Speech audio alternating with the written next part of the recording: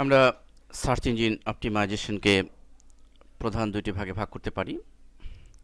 একটি হচ্ছে on page optimisation আর আরেকটি হচ্ছে অফ পেজ অপটিমাইজেশন।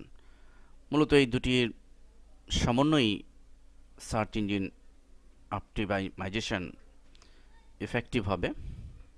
তো প্রথমে আসি যে অন পেজ অপটিমাইজেশন কি। অন পেজ অপটিমাইজেশন বলতে আমরা যেটি বুঝবো সেটি হলো যে আমি যে ওয়েবসাইটের জন্য সার্চ ইঞ্জিন অপটিমাইজেশন করব সেই সাইটটির ভেতরে অভ্যন্তরে যে অপটিমাইজেশন করতে হবে সেটি মূলত অন পেজ অপটিমাইজেশন। তো অন পেজ অপটিমাইজেশন কীভাবে করতে হয় বিস্তারিত পরবর্তী লেসনগুলোতে আমরা আলোচনা করেছি।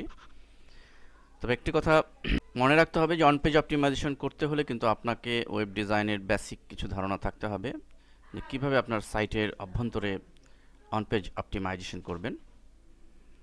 আর অফ পেজ অপটিমাইজেশন হচ্ছে সাইটের বাইরে নির্দিষ্ট সাইটকে কেন্দ্র করে যে অপটিমাইজেশন করা হয় সেটি হচ্ছে অফ পেজ অপটিমাইজেশন।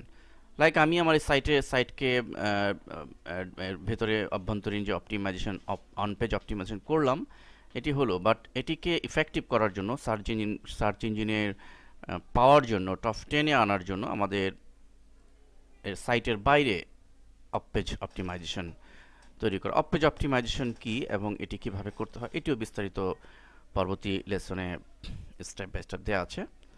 তাহলে মূল বিষয় এটি যে প্রথমে আমাকে আমি যে সাইটের জন্য কাজ করব সেই সাইটের অন পেজ অপটিমাইজেশন করতে হবে।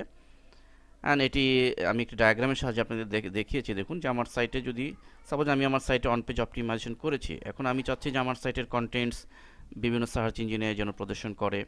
তো এটি করার জন্য এটি আমি অন পেজ অপটিমাইজেশন করার পরে আমাকে যেটি করতে হবে এটি সাবমিট করতে হবে বিভিন্ন সার্চ ইঞ্জিনে, গুগলে, ইয়াহুতে, বিংয়ে।